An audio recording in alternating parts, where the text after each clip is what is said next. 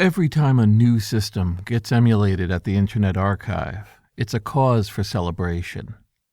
At this point, if it hasn't been emulated before, there are reasons why that hasn't happened, so the system is going to have some very unique properties.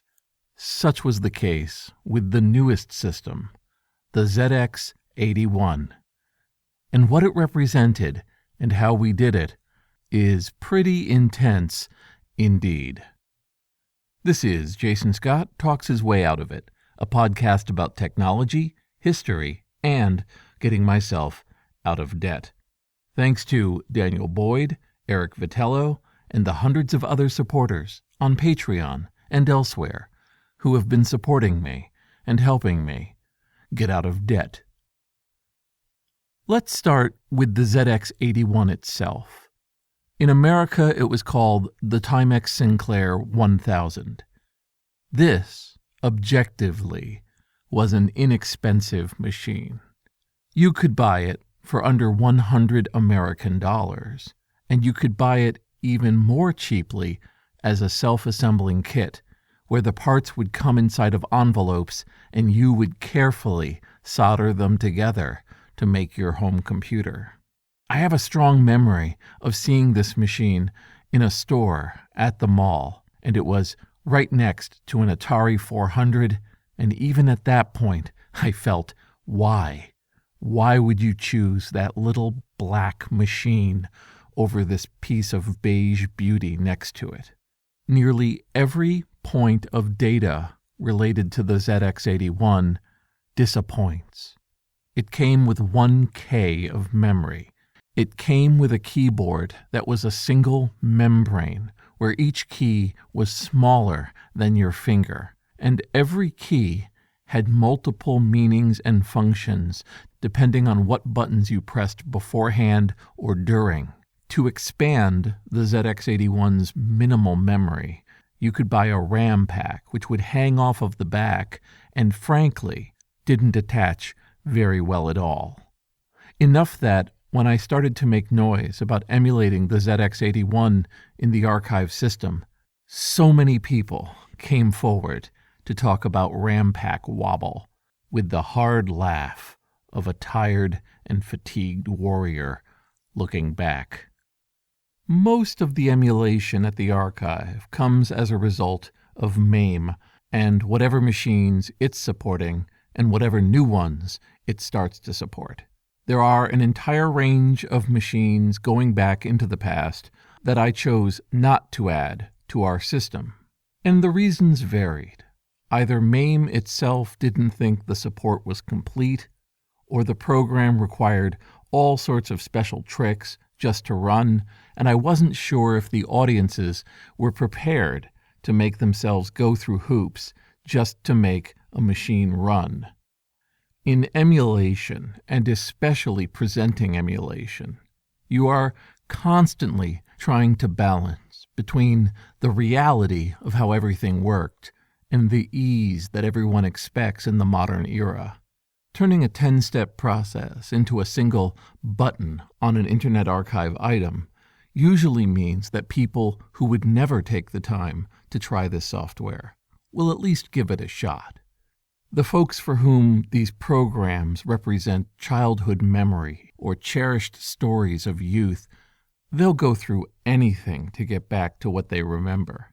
And along the way, each hard step brings more nostalgia because you remember the difficulty of your childhood related to machines that were not designed for the impatience of a child.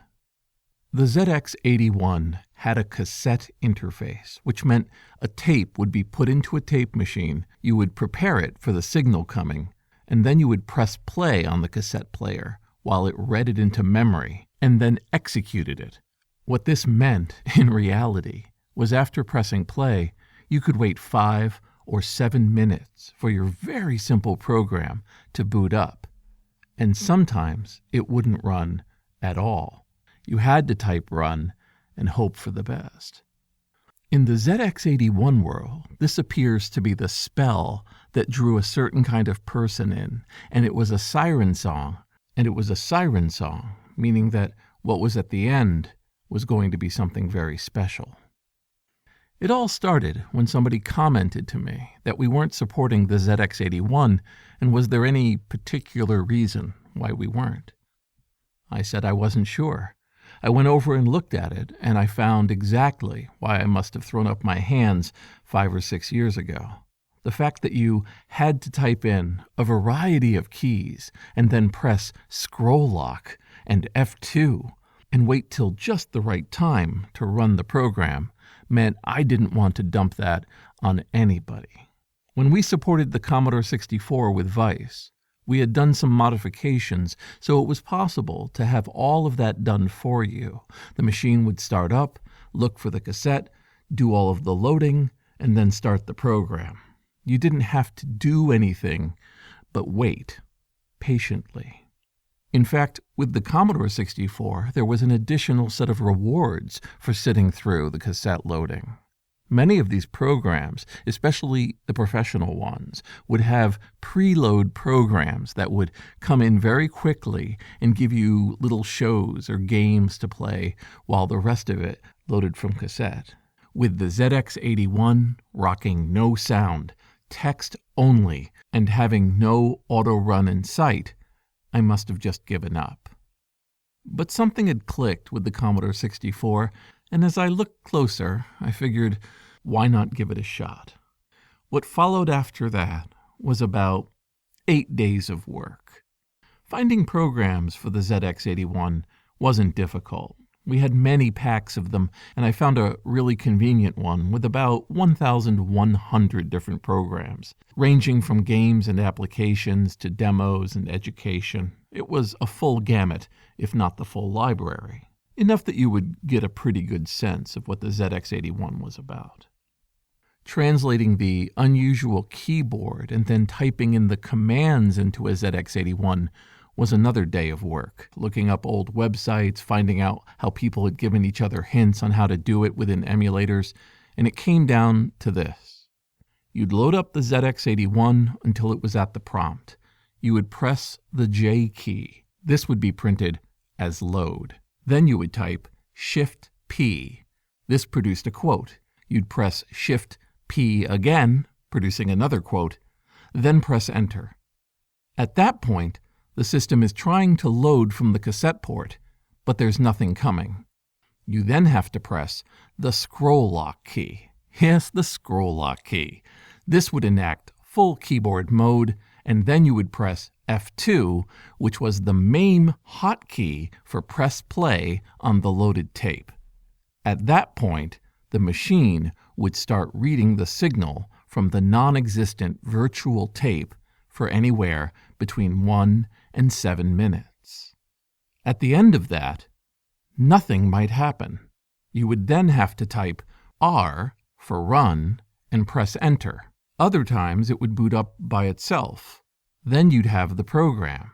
And the programs ranged wildly in this collection. They would have mathematical conversion programs that would work beautifully inside of a textbook, right next to a full professional Pac-Man or Space Invaders clone that somebody had obviously been selling back in 1982. So we knew then that it worked, that it would all function if somebody typed the right keys. I loaded up 1,100 of these different items and then set about trying to figure out how to screenshot. What we discovered was that this beautiful screenshotting program that had been written for me by Trumad couldn't handle delaying in between keys in the way that we wanted to do it. Because after all, after you did all of the loading commands, you'd have to wait 5, 6, 7 minutes and then type the rest of the commands. Trumad was asleep in his home country, and Aschmitz came in the clutch, modified the screenshotter program to be able to handle it, and we had a functioning, working screenshotter. The next week involved screenshotting. Initially, I did the screenshotting on a machine at the Internet Archive, but I discovered, as I got greedy and wanted to run multiple screenshotting threads, that it was pushing the machine to the limit. Whatever was going on with emulating a tape load was taking up an enormous amount of CPU inside of the browser, so I could only run 1 or 2 threads dependably. That's when I remembered that I had a laptop at home that I had modified for Linux. And since all of these programs were extremely small, it was trivial to get it all running on my laptop, screenshotting away, and waiting, in each case, about 6 minutes to do a screenshot. Here, philosophically, a Zen outlook really came into focus for me. It was taking 6 to 7 minutes per title, and I had 1,100 titles to go through. I was able to set it up for 3 threads that were each going through different parts of the collection and doing this work. It was still going to take days, and some of them were going to fail. But I realized that the gift of the slow grind of these screenshotters meant that I didn't have to be there, that every day I could go in and look at the crop of what came out and be delighted at these black and white images and what people were doing with them. When you look out over the horizon of an entire culture of working around one machine, you see the highs, the lows, the experimentation, and since you have no preconceived notions, you're just letting screenshots go by. All of these screenshots become alive for you again, decades after they delighted others in the past. As I started posting the screenshots on Twitter, I found people coming to me with stories of their childhood, mentioning the Rampacks, telling me which titles represented the canon of the ZX-81, the must-have items, and for them it was warm air breathing over a frozen landscape of memory.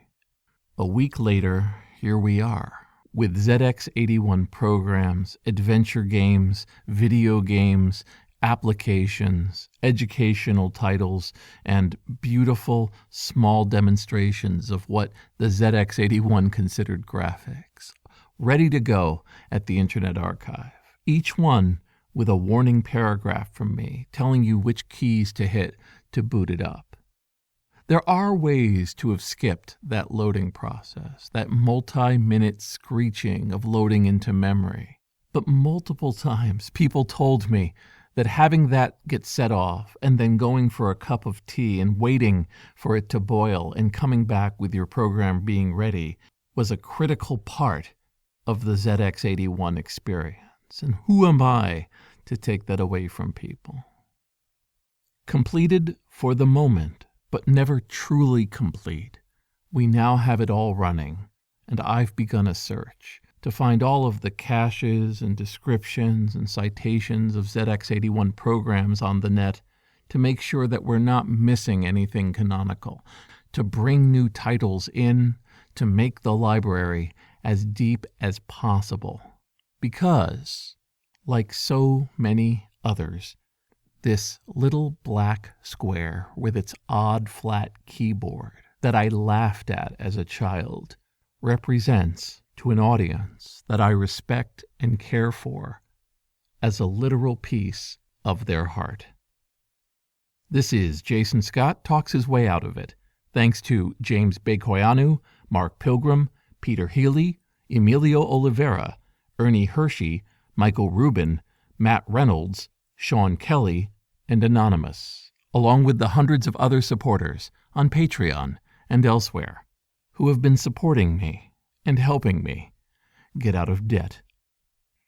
No matter what machine it is, the most intense and enjoyable part of it all is having a program boot up where I have to ask myself, how are they doing this? And I'm pleased to report, without giving any spoilers, that there are dozens of programs within the ZX-81 library that fulfill that requirement beautifully.